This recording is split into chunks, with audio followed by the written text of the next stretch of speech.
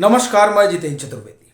कर्नाटक का राजनीतिक तापमान बढ़ने लगा है और इसके संकेत सोशल मीडिया पर नजर आने लगे हैं। क्योंकि अभी इस दौर में अगर आप देखें तो वो बड़ा प्रमुख आप ये कहें कि जरिया माना जाता है राजनीतिक अभियान का।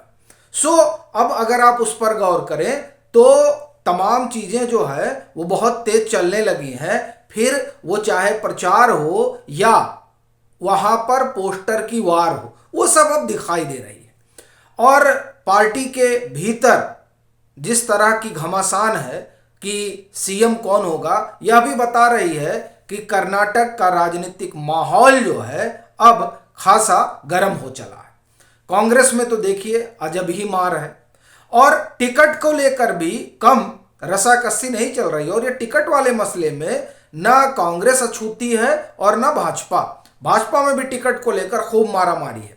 कांग्रेस में एक अलग तरह की स्थिति बनी हुई है, क्योंकि वहां मसला टिकट से लेकर और कौन अगुवाई करेगा वहां तक फंसा हुआ है। वैसे भाजपा से कई लोग उस तरफ गए हैं जो इस बात का संकेत दे रहा है कि उनका टिकट कटने जा रहा है।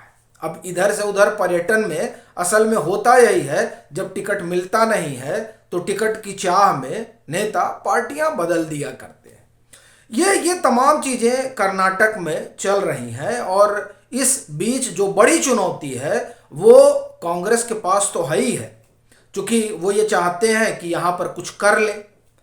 और भाजपा के पास चुनौती यह है कि वो न सिर्फ सरकार को लाए बल्कि बड़ी बहुमत के साथ आए।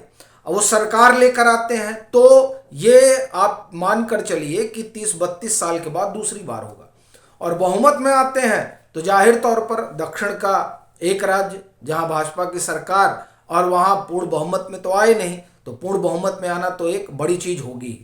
तो इस लिहाज से भाजपा यहां एक अलग फार्मूले पर काम कर रही है। वो फार्मूला है MGF। और दरअसल ये जो फार्मूला है, इस फार्मूले ने देखिए कांग्रेस की सांस तो पहले से ही फूल रही है, क्योंकि उनको लगा था कि ये चुनाव उनके लिए बड़ा आसान होगा।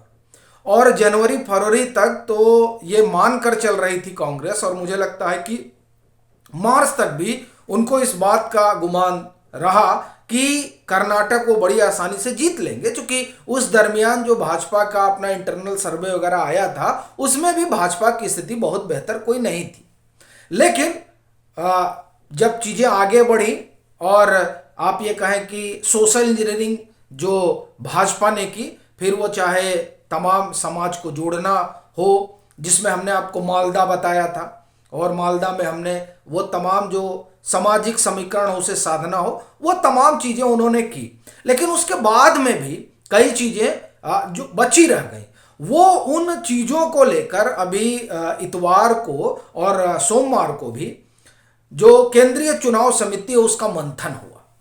और दरअसल उस मंथन में जो 2-4 चीजें रखी गई, पहले उस पर हम लोग बात करते हैं। अब ऐसा नहीं है कि कान में आके बताया गया है, केंद्रीय चुनाव समिति ने बताया है, वहां के किसी लोग ने। चूंकि आप जानते हैं कि कम से कम जब से मोदी और शाह की भाजपा हुई है तब से इस तरह की चीज तो होती नहीं है।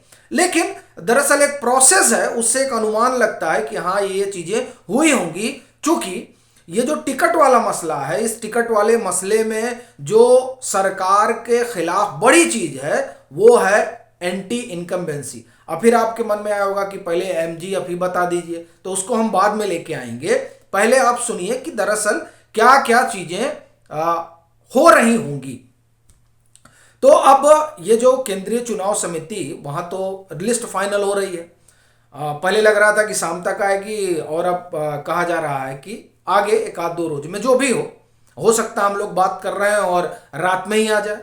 लेकिन अपना ये कहना है कि वो दरअसल जो मंथन चल रहा है, वो मंथन इस चीज को लेकर चल रहा है कि कैसे भाजपा पूर्ण बहुमत में आए। और उसके लिए जो 2-3 चीजें देखी जा रही हैं, उसमें सबसे पहली चीज तो ये कि एंटी इनकम्बेंसी को डायलूट किया जाए। और स्वाभाविक तौर पर वो जो है वो अपने स्थानीय विधायक को लेकर है। तो इसलिए ये बड़े आप ये कहें कि एक बड़े पैमाने में टिकट कटेंगे, इस तरह की संभावना जताई जा रही है। अब जो दूसरी चीज जिस MGF की हम बात कर रहे हैं, हम सीधे उस पर आते हैं। M कॉमन है मोदी। देखिए, मोदी मैजिक जो है वो दरअसल कर्नाटक में बोल रहा है, और आपको जानकर ये बड़ा ताज्जुब होगा कि उस इलाके में बोल रहा है जिसे JDS का गढ़ कहा जाता है, वो कलिंगा, वहां पर भी मोदी मोदी और मोदी। आप 2019 का चुनाव देखिए, 2019 के चुनाव में उस इलाके में भी भाजपा का प्रदर्शन बड़ा बेहतरीन रहा। हालांकि अब कई लोग ये तर्क देंगे कि साहब लोकसभा और विधानसभा के चुनाव अलग होते हैं। जी सर, एकदम मालूम है, लोकसभा और विधानसभा के चुनाव अलग होते हैं, लेकिन जो लोग मोदी पर भरोसा कर रहे हैं वो इस बात को इस बार जान रहे हैं कि अगर कर्नाटक में ऊंच नीच होता है तो दरअसल ये चुनाव मोदी के लिए बड़ा महत्वपूर्ण है, क्योंकि ये सिर्फ कर्नाटक का चुनाव नहीं है, ये असल में 2024 के लिहाज से दक्षिण की 130 लोकसभा सीटों का जो चुनाव होगा वो कर्नाटक से ही तय होगा। कर्नाटक में कौन जीतता है, असल में उसकी जीत 2024 की आधारशिला रखेगी।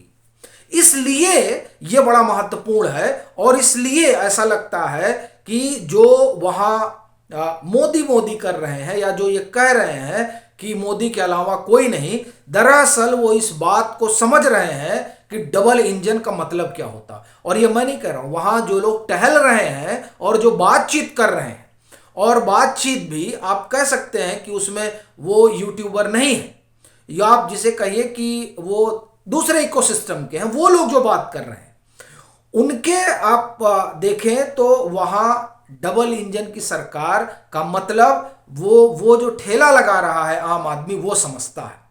वो ये जानता है कि मोदी का आना कितना जरूरी है, और वह यह भी जानता है कि असल में जब दोनों जगह एक ही सरकारें होती हैं तो किस तरीके से काम होता है। और ये यह भी बताता है कि दरअसल मोदी कितने बड़े कम्युनिकेटर हैं कि वो ये बात वहां तक पहुंचा दिए हैं। तो इस लिहाज से अगर देखें तो मोदी तो एक तो बड़ा फैक्टर है, तो M का अपना मोदी हो गया। अब G और F की जो हम बात कर रहे हैं वो है गुजरात फार्मूला। गुजरात फार्मूले में आपको ध्यान होगा कि वहां भाजपा की ऐतिहासिक जीत रही, और उस जीत के पहले कहा जा रहा था, देखिए टिकट इन्होंने काट दिया, फलाने दिग्गज नाराज हो गए, ढिमकाने दिग्गज नाराज हो गए, अब तो जो है भाजपा इस बार यहां 100 सीट से ऊपर नहीं जाएगी। हो सरकार बना लेगी, लेकिन हो सकता है 97 सीट ही पाए, 95 सीट ही पाए, 93 सीट ही पाए, बहुमत से एक ही सीट जाता पाए, और तब मोदी जी क्या करेंगे। इस तरह के सवाल तब भी उठाए जा रहे थे। लेकिन गुजरात फार्मूले ने एक चीज बता दी कि एंटी इनकम्बेंसी को कैसे डायलूट किया जाए, एक, और दूसरा ये जो पन्ना समिति है उसके जरिए कैसे जो आपका अपना मतदाता है उसे पहुंचाया जाए मतदान बूथ तक।